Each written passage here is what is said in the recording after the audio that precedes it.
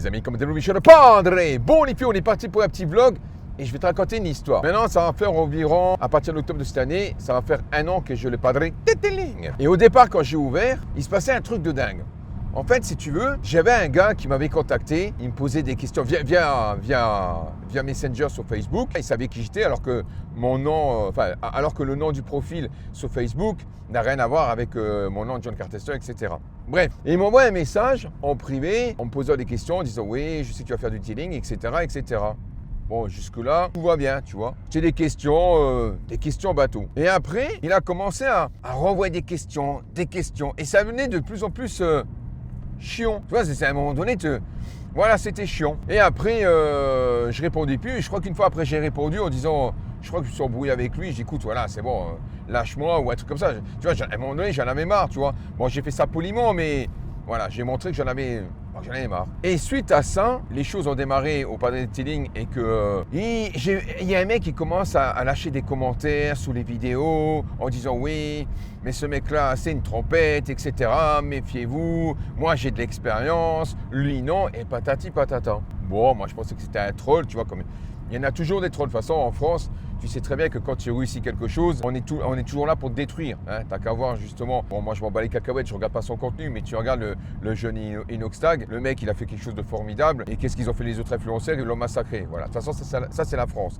Quand tu réussis un truc, on fait tout pour t'abattre. Ça c'est typique de chez nous de toute façon. Et donc du coup, il lâchait des commentaires, etc. Bon, j'ai lâché l'affaire. Mais à un moment donné, c'est chiant.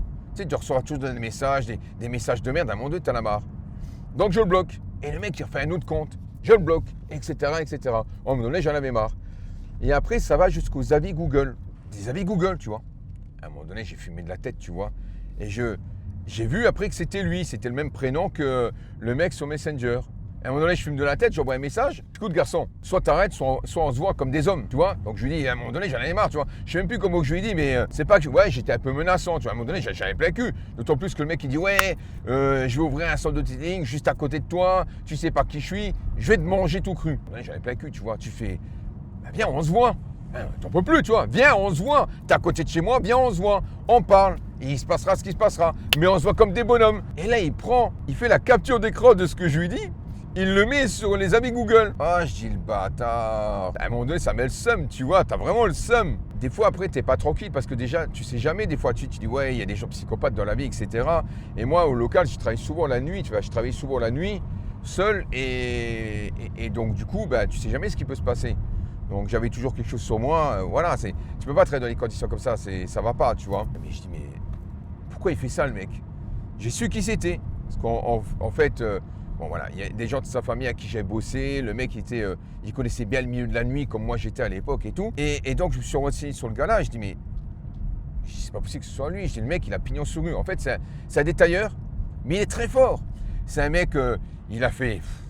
Là si je te dis son pedigree, tu vas dire oh tu te fous de ma gueule, je te jure que c'est vrai. De toute façon, je vais te le présenter, voilà. Et tu verras les voitures qu'il a fait, tu vas péter un plomb. Le mec il a fait des Chiron, des Veyron, des Rolls à 300, 500 000 balles. Le mec, il était à Monaco. Il a fait Monaco, il a fait Cannes, il a fait tous les gros trucs. Tu vois, tous les gros bonnets d'ici, et même de Monaco, il les a faites, les voitures. Je dis, le mec, pourquoi il fait ça? Il a pignon sur rue. Même si moi, je suis là, ça lui fera rien, tu vois. Et en fait, il était sur le point d'ouvrir un autre sorte de dating parce qu'en fait, il revenait de Monaco, un truc comme ça, je crois. Il devait travailler pour une marque. Puis finalement, ça ne s'est pas fait. Bon, bref, voilà, de toute façon, c'est toujours compliqué. Les associations, c'est toujours compliqué, de toute façon, voilà, surtout avec les marques.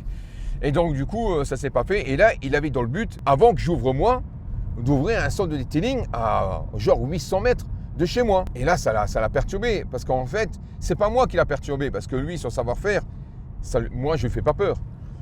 Mais parce que le mec, ça fait 20 ans qu'il fait ça, tu vois, même plus que ça, plus que moi d'ailleurs. Mais c'est du fait des tarifs que je faisais. Et lui, il était persuadé que je faisais ça pour emmerder tous les détailleurs, pour leur scier, pour leur couper l'herbe sur le pied. Alors que pas du tout. De toute façon, je l'ai déjà dit, je l'ai reprouvé en plus, tu vois. À la base, si j'ai fait ça, c'était uniquement pour mes abonnés, parce que j'avais beaucoup de demandes de mes abonnés. Comme le forfait passe, etc. À la base, c'était pour mes abonnés. Et après, il s'en est rendu compte. Il s'en est rendu compte, une fois que j'ai dit dans les vidéos, j'ai dit, écoute, voilà, moi, de toute façon, si j'ai pas mes abonnés, j'ai 0 client. Je pense que ça lui a fait plaisir que je dise ça, parce qu'il s'est dit, dit, bah, au moins il dit la vérité. Et puis là, il est vraiment ciblé sur ses abonnés. Et d'ailleurs, j'avais tellement de monde avec mes abonnés que quand j'ai eu 2-3 personnes qui sont venues de l'extérieur, de bouche à oreille, et que je les ai envoyées ailleurs. J'ai pas pu les prendre, tu vois. Et un jour, dans le live, parce que maintenant tu sais que maintenant je travaille tout seul et juste tout seul c'est juste impossible. Franchement, tu peux pas, c'est impossible. Putain, j'ai toujours un mec quand je fais des vlogs derrière qui me colle. C'est insupportable. Bouge pas. Voilà. Et en fait, à un moment donné, dans un live, j'ai parlé de lui et j'écoute. Si tu veux qu'on se rencontre, bah, contacte-moi, tu vois, voilà. En plus, moi, je suis tout seul en ce moment, tu vois. Et là, il m'a contacté via par mail. Il me laisse son numéro de téléphone, appelle-moi si tu veux. Et je l'appelle. Et je dis, ben, qu'est-ce que tu vas faire? Il m'explique comme quoi qu'il voulait faire son centre de detailing, etc., machin et tout, mais que ça l'emmerdait parce que je pratiquais des prix que eux ils pouvaient pas, tu vois, que moi je peux, grâce aux avantages que j'ai. Je lui dis, écoute, mais là, pour l'instant, tu travailles? Il me dit non. Il me dit, là, je vais être honnête avec toi. Là, je reviens de Monaco, je devais venir faire une association avec une marque. Au final, on n'est pas tombé d'accord, ça ne s'est pas fait, etc. J'ai dépensé beaucoup d'énergie pour cette association. Au final, ça ne s'est pas fait, voilà. Je te dis, les associations, c'est compliqué. Et donc, du coup, je lui dis, ben là, tu veux ouvrir un centre de detailing? Il me dit, ouais. Je dis, à côté de chez moi? Il me dit, bah pas loin, ouais. Je dis, écoute, moi, je te propose quelque chose. Je sais quitter. Je connais ton savoir-faire, j'ai besoin de quelqu'un. Ok, comment tu vois les choses? Donc je lui explique, etc., etc. Et là, il me dit, écoute, Padré, je suis ton homme. C'est un truc de fou parce que à la base, on était là pour s'embrouiller. Et en plus, moi, je suis hyper impulsif, tu vois. Donc, il serait passé ce qui serait passé. Ou j'aurais mis une tête, ou il m'aurait mis une tête, on aurait pris tous les deux une tête, mais il y aurait eu quelque chose, tu vois ce que je veux dire? C'était sûr, à un moment donné, ça allait trop loin.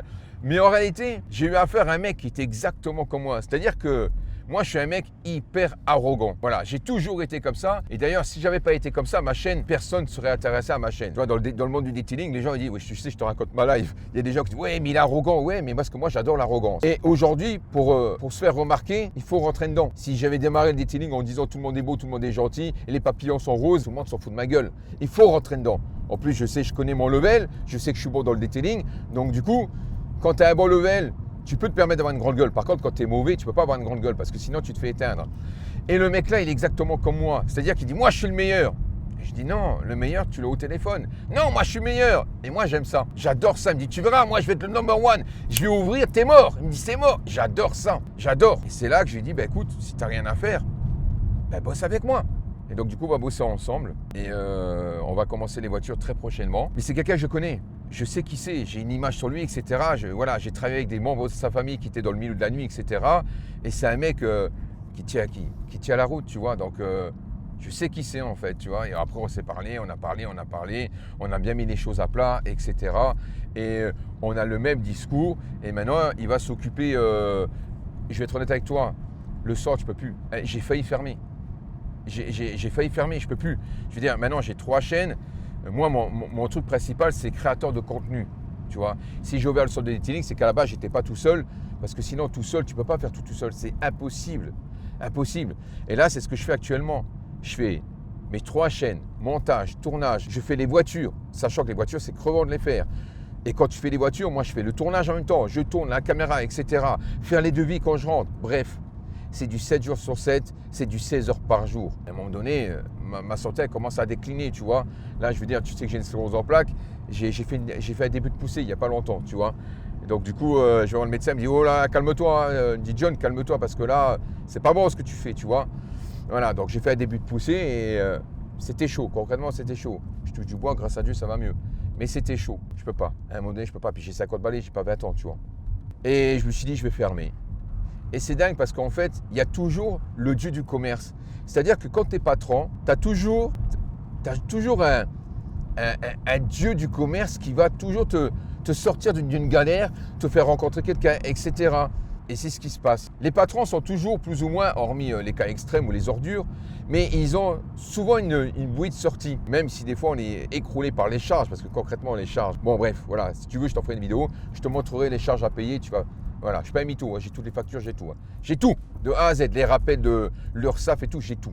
T'inquiète pas, j'ai tout. On va dire qu'en France, on n'est pas là pour t'aider. On est là pour te prendre, mais on n'est pas là pour t'aider. Par contre, l'argent que tu donnes, c'est pour aider, c'est pour payer les hôpitaux, etc. Mais ça ne me dérange pas, tu vois, ça c'est très bien. Quand ça aide ceux qui en ont besoin, tant mieux. Moi aussi, j'ai eu besoin de cette aide pendant un moment et j'étais bien content de l'avoir, tu vois. Donc ça me pose aucun problème. Mais quand il faut les payer et que tu les as pas… C'est chaud, tu vois. Bref, donc du coup, j'étais vraiment, j'étais à deux doigts. Je dis, je vais fermer la boutique. Je ferme tout. Allez, on arrête, j'appelle Shine, j'écoute la boutique, j'arrête et tout. Il me dit, mais attends, je dis, non, je peux pas. Moi, c'est ma santé avant tout. Et si je dois faire un choix entre mon local et ma chaîne YouTube, ça sera ma chaîne YouTube que je préfère. Je te dis honnêtement, tu vois. Moi, je suis créateur de contenu. C'est ça mon truc. Le gars avec qui je vais bosser, lui, il l'a bien compris.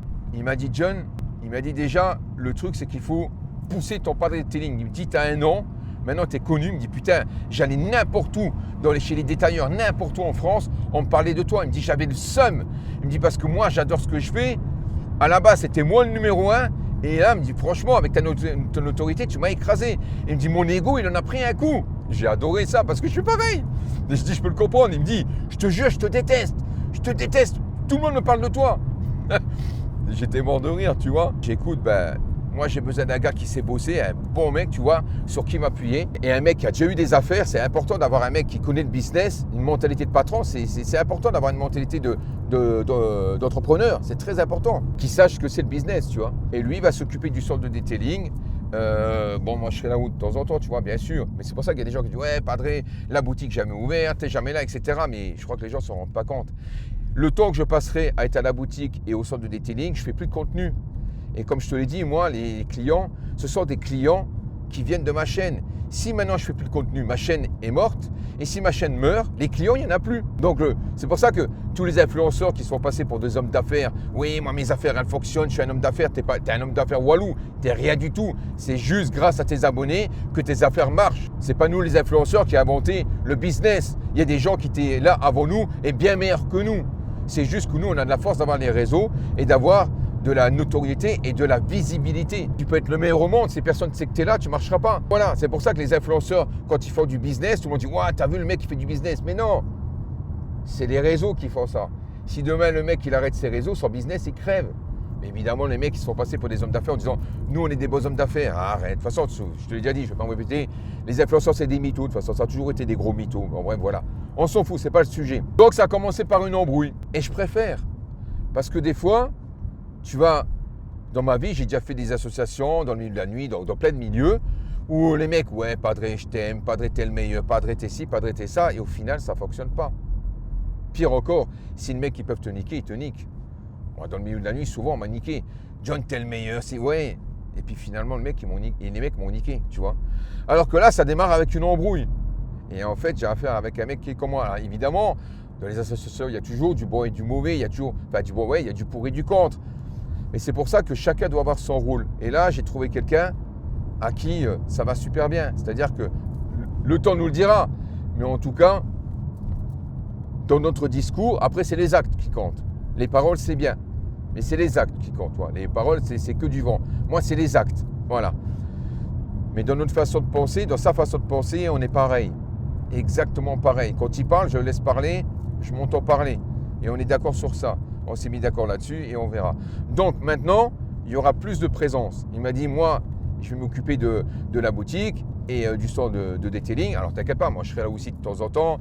Moi, je vais peut-être m'occuper des finitions. Tu vois, moi j'aime bien les finitions, mettre des cires, des petites céramiques, etc. Parce que mon point fort, honnêtement, voilà, moi, c'est les produits. Mon point fort, même lui, il m'a dit, mais écoute, moi, ça fait des années que je suis dans le detailing. Il m'a dit, padré, je vais te dire un truc. Dans les produits, tu es très très fort. Mais c'est mon point fort, c'est mon truc à moi. Et donc du coup, chacun son taf. Là bientôt, je vais faire une vidéo avec lui. Et je vais te le présenter. Et parce que tout seul, je ne pouvais pas. Bon, au départ, j'ai fait une association avec Manu Chao. Finalement, il a pris la décision de partir parce que c'était ingérable pour lui. Et moi, tout seul, je ne peux pas. Tout seul, je ne peux pas. Et donc c'est pour ça que je t'ai dit que j'étais à 2 doigts d'arrêter. Et il y a ce mec-là qui est arrivé. Même au téléphone, il n'a pas fait le faux cul au téléphone. Il m'a dit, moi, padré, je te défonce. Il m'a dit, pas dans le terme machin, il me dit, moi, en detailing, je te défonce. Si tu veux, on fait un versus tous les deux. Il n'y a aucun problème. On prend une caisse, on la fait moitié-moitié, tu filmes, je te défonce. J'adore ça. J'adore ça. Et même s'il est vraiment meilleur que moi, tant mieux. Le principal, c'est qu'il soit au padré detailing. C'est ça qui compte. Tu vois? Ouais, padré, je suis plus fort que toi. Ok, mais tu bosses au padré detailing. Ça m'intéresse. D'avoir le meilleur avec moi. Ça m'intéresse. Tu vois, moi je ne suis pas dans le concours dans le detailing, tu vois, tu veux dire meilleur ou pas meilleur. Tu as des mecs, tu as des très bons mecs qu'on ne connaît pas, il ne faut pas croire. Tu as des très bons détailleurs, hein, tu en as plein. Tu prends l'un des meilleurs au monde, si ce n'est le meilleur au monde, qui s'appelle Paul Dalton. Sa chaîne, il a 20 000 abonnés à tout casser. Et il fait presque pas de vues. D'un autre côté, tu as des détailleurs qui sont nuls à chier, ils font des vidéos ASMR, c'est nul à chier ce qu'ils font, c'est toujours la même chose et ils font 100 000 vues. Et ils sont loin d'avoir le niveau de Paul Dalton. Le mec qui s'appelle Paul Dalton, c'est un Anglais, qui est une légende dans le detailing, tout le monde le sait, tu vois. Le principal, quand les mecs sont meilleurs que toi, de toute façon, je ferai un petit versus pour lui, pour voir si il est vraiment meilleur. Et s'il est meilleur, tant mieux. Et je le dirai à la caméra. Je m'en fous, moi, tu vois. Mais le principal, c'est que c'est un atout pour le padre detailing. Ça m'intéresse. Et il m'a dit, padre, il faut absolument que tu fasses tes formations. Il me dit, moi, j'en ai donné des formations. Il faut absolument que tu les fasses. Je dis, je ne peux pas faire tout seul. Il me dit, il faut qu'on les fasse. Donc voilà, on va faire les formations comme on a dit, etc. J'avais besoin d'un mec. Tout seul, c'était impossible. OK? Voilà, je tenais à te le dire comme ça parce que ça me faisait rire. Il y a les reportages qui vont arriver. Bientôt, je vais prendre rendez-vous avec un investisseur en station de lavage. Le mec, il a pignon sur rue. Et donc, du coup, ça va être hyper intéressant. C'est pour ça que maintenant, je vais pouvoir me concentrer aussi sur les reportages. Et quand lui, maintenant, il va faire les voitures, je vais pouvoir aussi filmer, faire des bonnes vidéos, etc. Je vais pouvoir plus me concentrer sur la chaîne et avoir du bon contenu. Voilà, du bon contenu. Il y aura toujours des tutos, mais cette fois-ci, les tutos, je les ferai avec lui. C'est-à-dire que moi, j'ai ma manière de travailler, mais lui, il a une autre manière. C'est-à-dire que maintenant, dans les prochains tutos, moi, je te montre ma manière et après, je vais filmer sa manière à lui.